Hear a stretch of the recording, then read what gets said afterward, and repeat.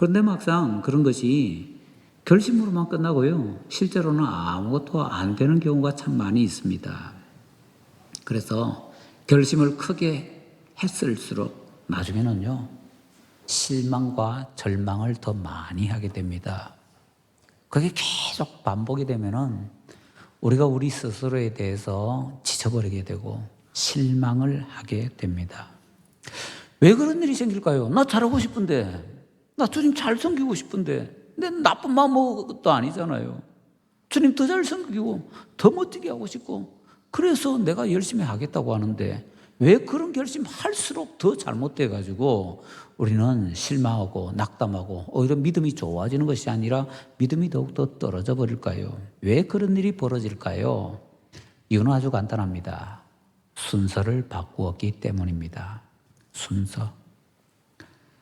지금 말씀드린 그렇게 열심히 신앙생활하는 거, 막 이렇게 헌신하는 거, 그런 걸 다 모아서 우리 본문에 나온 구절을 통해서 얘기하자면 그리스도를 본받는 것이다 라고 얘기를 할 수가 있습니다. 예, 그리스도를 본받으면 멋진 사람 됩니다. 멋진 신앙인 됩니다. 그런데 그리스도를 본받기 위해서는요, 그보다 앞서서 무언가가 필요합니다. 그보다 앞서서 뭔가 필요한 그것을 준비하지 못한 사람은요, 그리스도를 아무리 본받으려고 해도 본받을 수가 없습니다. 본받을 수 없는 것을 본받으려고 하니까 결국에는 포기하고 좌절하고 낙담하게 된다라는 것이죠. 그래서 오늘 우리는 그것에 대해서 잠깐 한번 살펴보고자 합니다. 먼저 앞에 7절부터 9절에서는요, 예수님을 믿음으로 말미암아 얻게 되는 의에 대해서 얘기를 하고 있습니다. 바울 사도는 신앙의 기본이 되는 것을 쭉 한번 살펴보면서 자기가 예수님께 받은 의와 자기가 옛날에 바리새인 시절에 쌓으려고 했던 의, 그 두 가지를 한번 비교를 해보면서 꼼꼼히 계산을 해보았습니다. 그 결과 예수 그리스도를 아는 지식이 고상하다, 가장 고상하다, 다른 것과 비교할 수 없이 고상하다라는 것을 깨닫게 되었습니다. 깨닫고 나서 보니까 스데반이 생각납니다. 스데반 죽일 때 자기도 그 현장에 있었잖아요. 스데반 죽이는 사람들 중에서 특히 증인들이 그 옷을 자기 발 앞에 뒀었잖아요.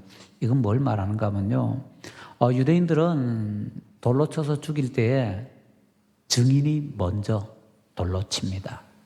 증인은 그냥 조그만한 돌 가지고 치는 게 아니고요, 증인은 좀 큼직한 돌을 가지고 옵니다. 큼직한 돌을 가지고 와서 돌에 맞아 죽을 사람 뒤에 서가지고는 그걸 가지고 먼저 찍습니다. 그러면은 이 사람이 우쿠 하면서 넘어질 것 아닙니까? 그 사람을 향해서 땅바닥에 뒹굴고 있을 때 사람들이 계속 돌을 던져가지고 돌로 무덤을 만들어 버립니다. 그 현장에 자기가 있었잖아요. 그런데 스데반이 왜 그렇게 했는지 이해가 되는 겁니다. 아니, 그렇게 맞아 죽으면서도, 그렇게 시달리면서도 그 얼굴이 해와 같이 빛났던 것이 이해가 되는 겁니다. 죽어가면서도 박해하는 옆에 사람들을 위해서 그중에 자기 들어가잖아요. 자기를 때려 죽이고 박해하고 있는 자기를 위해서 기도해 준 것, 이해가 되는 겁니다. 세상에서 가장 고상한 지식을 가졌기 때문에. 그래서 스데반은 그런 어마어마한 모습을 보여줄 수가 있었던 것이지요. 그러고 나서 이제 바울 사도가 다시 한번 생각을 해봅니다. 자기가 예수님을 제대로 못 쫓게 만드는 것들이 있습니다. 우리는요, 예수님을 제대로 못 쫓게 만드는 것은 어떤 대단한 잘못된 것, 나쁜 것, 죄, 이런 걸 생각하는데요. 바울 사도가 보니까 그런 것들이 예수님을 못 쫓게 만드는 것이 아니라 좋은 것들이 예수님을 못 쫓게 만드는 겁니다. 그걸 여기서 뭐라고 표현합니까? 7절에서 내게 유익하던 것, 나한테 유익했던 것, 내게 좋은 것이 예수님 못 섬기게, 예수님 못 따라가게 만들고 있더라라는 것입니다. 그래서 바울 사도는 이제 관점을 달리하게 됐습니다. 내게 정말 좋은 것, 유익한 것이었는데 이제는 내게 해를 가하는 것, 손해를 끼치는 것이라고 생각을 하게 됩니다. 그래서 배설물로 여기게 되었다라고 합니다. 우리 화장실 가서 보는 그 큰 거, 그거로 여기게 되었다라는 것이죠. 예수님을 믿는데 방해가 되는 것이라면 세상에서 아무리 좋은 것이라 할지라도 배설물밖에 안 된다는 겁니다. 바울 사도의 이런 자세를 우리가 배울 수가 있어야지요. 바울 사도가 그런 것을 딱 배우고 나서요, 바울 사도가 모든 것을 바꿉니다. 모든 것을 바꾼다고 할 때, 바울 사도가 자기의 이름도 가문에서 파버리고, 또 자기의 이름도 바꾸고, 그러지 않았습니다.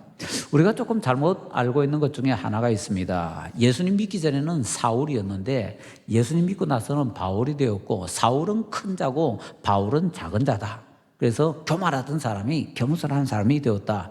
이렇게 얘기들을 하는데 사실은 반쯤 맞는 얘기입니다. 아니, 반도 안 맞는 얘기입니다. 다시 정리하면 이렇습니다. 바울이라는 것은 헬라어입니다. 이 헬라어는요, 작은 자라는 뜻을 가지고 있습니다. 맞습니다. 바울은 작은 자네요. 작다는 뜻 맞네요. 그런데 사울이라는 것은 헬라어가 아니라 히브리어입니다. 히브리의 헬라어의 히브리어 사울에는요, 크다라는 뜻이 전혀 없습니다. 바울이라는 헬라어에는요, 작다라는 뜻이 있는데 사울이라는 히브리어에는 크다라는 뜻이 아예 없다는 겁니다. 그냥 바울이 작으니까 사울은 큰 자 이렇게 착각한 거지요. 왜 그래야 됐느냐? 사울이라는 것은요, 희망이라는 뜻입니다. 희망. 히브리어에서요.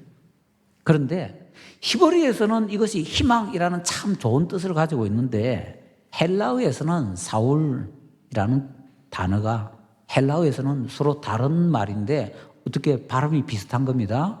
발음이 비슷한 그 말이 무슨 뜻인가 하면 호색한이라는 겁니다. 색을 밝히는 남자. 이제 바울 사도는요, 본격적으로 선교를 하게 됩니다. 지금까지는 유대인들하고만 살았기 때문에 유대인들 사이에서는 자기가 사울이라 불러도 아무 문제가 없습니다. 유대인들은 사울하면 옛날에 다윗 앞에 사울왕 그 이름을 따서 사울이라고 했구나. 왕의 이름 땄네. 그런 식으로 다 이해를 해줍니다. 그런데 이제부터는 자기가 이방인의 사도가 세워졌기 때문에 이방인에게 선교하러 가야 되는데 이방인들은 히브리어 모르잖아요. 히브리어 모르는 사람들에게 바울이 가서 나는 사울이요 하면은 그걸 듣는 사람들마다 겉으로 말은 못하지만 속으로 이 사람 호색한이네. 이 사람은 색만 밝히고 여자만 밝히는 사람인가 봐. 어이구, 이 사람 주변에 여자들 가까이 못 가게 해야 되겠네. 이렇게 착각하게 된다는 거죠. 그런 뜻이 전혀 없는데 단어가 비슷하다 보니까 사람들이 들으면서 사울 하면은 그 호색한 이런 것을 잘못 연상을 해서 바울을 아주 나쁜 사람으로 보게 된다라는 것이지요. 그래서 바울 입장에서는 사울이라는 이름이 좋습니다. 그래서 지금까지 사울이라는 이름을 써왔습니다. 그런데 이 바울에게는 이방에서 살았기 때문에 헬라식 이름도 있는데 그게 바울이거든요.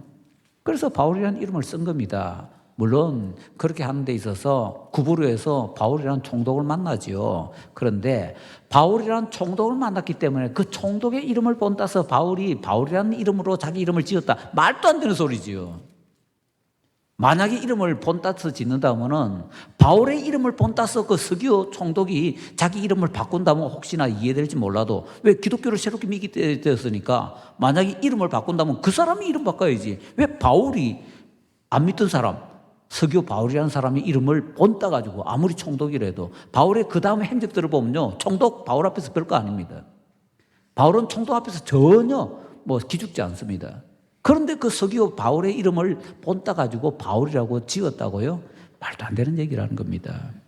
바울 사도는 자기 이름들 버린 게 아닙니다. 자기 이름들 가운데에서 평소에 별로 안 쓰던 이름이 있는데 그 이름은 내버려두고 좋아하던 사울이라는 이름으로만 유대인들끼리 살았는데 이제는 이방인 만나다 보니까 그 이름 썼다가는 오해받고 복음 전하는데 방해가 되니까 참 이건 내가 좋아하는 이름인데 자기에게 유익한 이름입니다. 그런데 그거 내려놓고 평소에 안 쓰던 바울이라는 이름을 거기서부터 쓰게 되어서 이방인들 앞에서는 자기가 사울이라고는 단 아무것도 얘기하지 않고 그냥 바울이라고만 표현을 하게 된다라는 거지요. 바울이 이처럼 자기에게 유익하던 것을 다 해로 여깁니다. 복음을 전하는 데 있어서 자기가 복음을 믿는 데 있어서 걸리적거리는 것이라면 무엇이든지 해롭다 그러면서 다 쳐내는 겁니다. 배설물같이 버려버리는 겁니다. 나 사울이 참 좋아. 그래도 버리는 겁니다. 그냥 바울로 살지 뭐. 바울 사도가 이렇게 할 수 있었던 것은 환경이 변했기 때문이 아니지요. 바울 사도의 가치관이 변했기 때문이죠. 그의 속이 변했습니다. 그 변한 속으로 다시 이제 봅니다. 자기가 바리새인으로 살 때는요, 선행이 가장 중요했습니다. 왜요? 선행을 해야 구원받기 때문에, 착한 일 해야 구원을 받는다. 그것이 바리새인들이 가지고 있던 신학이거든요. 그 입장에서 선행을 한번 찾아봤습니다. 어떤 선행을 해야 사람이 구원받을 수 있지? 옛날에 예수님 안 믿을 때는요, 착한 일만 많이 하면 구원받는다고 생각을 했습니다. 그런데 이 착한 일을 해놓고 이것 때문에 구원받을 수 있나 살펴보면 구원 못 받습니다. 그 다음에 또 살펴봐도 구원 못 받고, 또 살펴봐도 구원 못 받고, 세상에 어떤 착한 일을 해도 구원받을 수 있는 착한 일이 없네요. 옛날에는 내가 못된 일보다 착한 일 더 많이 하면 구원받는다. 그래서 어떻게든 착한 일 좀 더 많이 하기 위해서 몸부림쳤는데, 예수님 믿고 나서 보니까 아니, 그 어떤 세상에 착한 일이라 할지라도 자기를 구원할 수가 없더라라는 것이죠. 그래서 바울 사도가 생각합니다. 야, 그러면 내가 옛날에 선행으로 구원을 받을 수 있다고 생각을 했는데, 그렇다면은 나를 구원할 수 있는 선행은 하나도 없는가? 바울 사도가 그러다가 드디어 자기를 구원할 수 있는 선행을 한 가지 발견했습니다. 와, 어떤 선행을 통해서 바울 사도가 구원을 얻을 수 있다라는 것을 발견한 겁니다. 어떤 선행일까요? 어떤 착한 일이 바울 사도를 구원해 줄까요?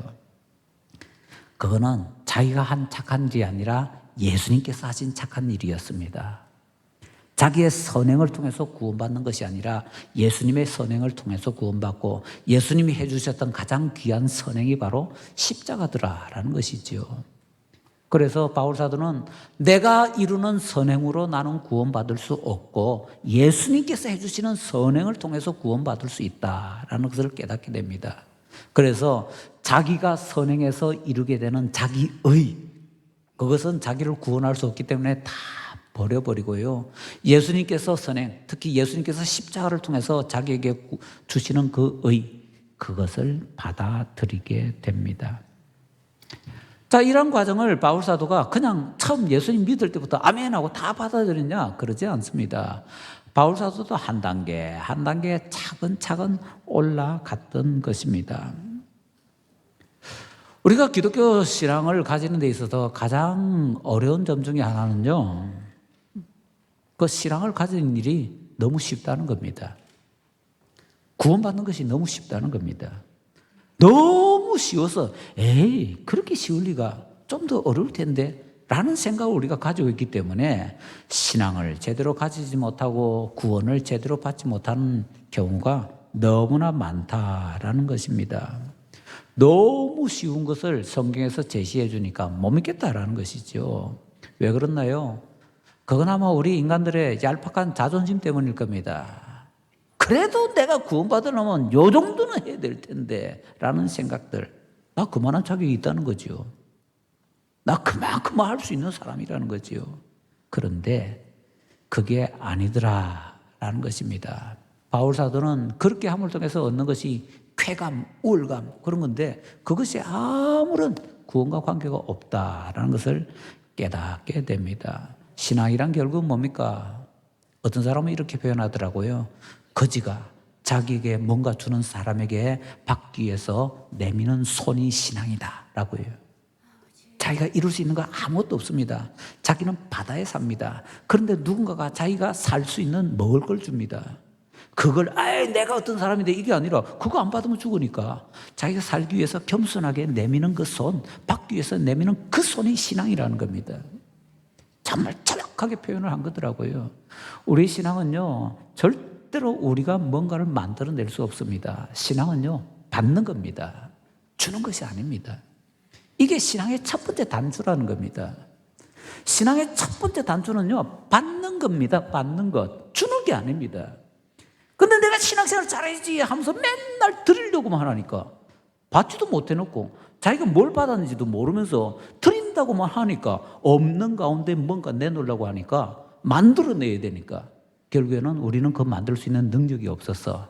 그래서 헌신해야지, 내가 대단하게 한번 그렇게 결심만 잔뜩 했다가 결국에는 포기하고 낙담하게 되더라라는 것이죠. 자, 그래서 우리는 어떻게 해야 됩니까? 그 방법을 10절, 11절이 가르쳐 줍니다. 그리스도를 얻고 그 안에서 발견되어야 된다라고 합니다. 10절에 이런 말씀하네요. 내가 그리스도와 그 부활의 권능과 그 고난에 참여함을 알고자 하여. 참여함.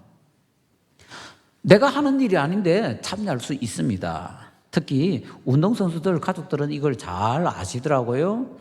운동선수들이 어떤 사람들은 축구를 하고 농구를 하고 또 어떤 때는 권투를 하고 이렇게 하는데요.